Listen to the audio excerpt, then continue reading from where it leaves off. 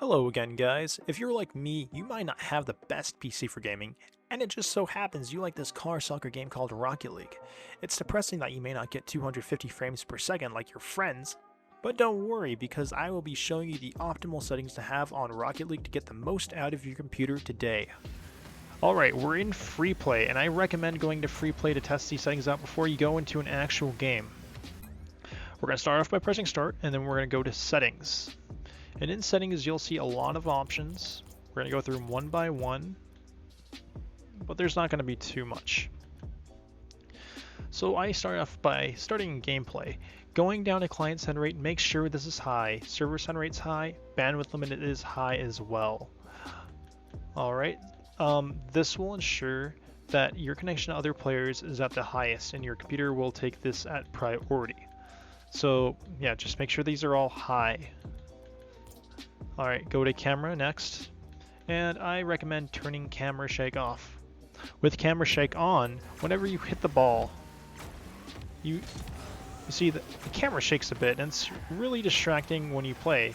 And fortunately, when this game first came out, this was on by default. I'm not sure if the developers still have this on, but it is very distracting, and at the higher ranks, nobody uses this. So turn that off. So next I'm going to show you camera stiffness. I put it all the way at 0 so you can see what's going on. Basically, look how close the camera is to my ball. When I start boosting, you're going to see the camera go away from my car really fast, and this can be a little distracting. But a lot of players like to put it in the middle. But let me show you an example. So I start driving the car, the camera already goes away from my car a bit. All right, you see that? Now if I boost, you may see it go all the way. What I recommend doing is putting your camera stiffness at 1. And the camera really won't move away from the ball, and besides when you go supersonic, and it's not really distracting.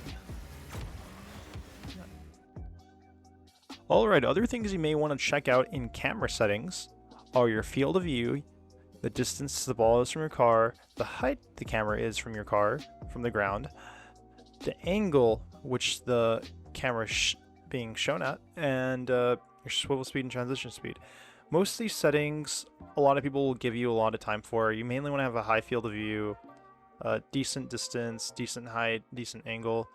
But what I recommend doing is, if you're still unfamiliar, try out a few of the pro camera settings. If you have Bacchusmatch, which I'll leave a link to in the description of this video, you'll get all these pro camera settings and you can just change them up a bit, and you'll see a whole bunch of different things. It's really cool. I'm gonna go back to what I had before. And alright, next is interface. Most of this you don't really have to change. You can just force default team colors if you're annoyed, but really none of this really matters. I recommend having connection quality indicators to see if there's any problems. Like if you're lagging in game, it'll tell you exactly why you're lagging. Is it the server or is it your own PC? Alright, that's it for that. Alright, so next we're in video. I'm going to skip resolution for now. Anti-aliasing, have this off. This will lower performance. Render quality, I like to have this on high quality. I'll show you what high performance looks like. This actually increases your frames in the game a bit, but the game sort of just looks worse, and I feel like I can only see less pixels. So I like having it on high quality. And the game looks great.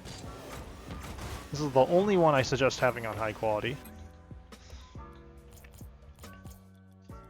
Next is render detail. This basically affects everything you see inside and outside the arena, and if you should just put this on performance. Alright, so next is frames per second. Put this on uncapped. I know the game will cap this at 60 frames per second on default. You're not going to be playing the best game unless it's uncapped. Or you can cap it if you're one of those people that like to have a steady frame rate. Texture detail, performance, world detail, performance, particle detail, performance, effect intensity, low intensity, high quality shaders, ambient occlusion. All these checkboxes, just have what I have. Put them all off. These all make your performance go bad. And transparent goal post, have that checked on. That just basically affects, can you see the ball if you're inside the goal? Like, can you see through that wall? All right, audio, you don't really have to worry about this. It's your own opinion. Chat, nothing. All right, that's all. Thank you guys so much for watching my video. If you found it helpful, please leave a like, subscribe, and hit that bell icon to get updates on future videos. I'm trying to do weekly uploads, and I'm happy for anybody that actually takes their time to view these. Thank you again, and I'm out.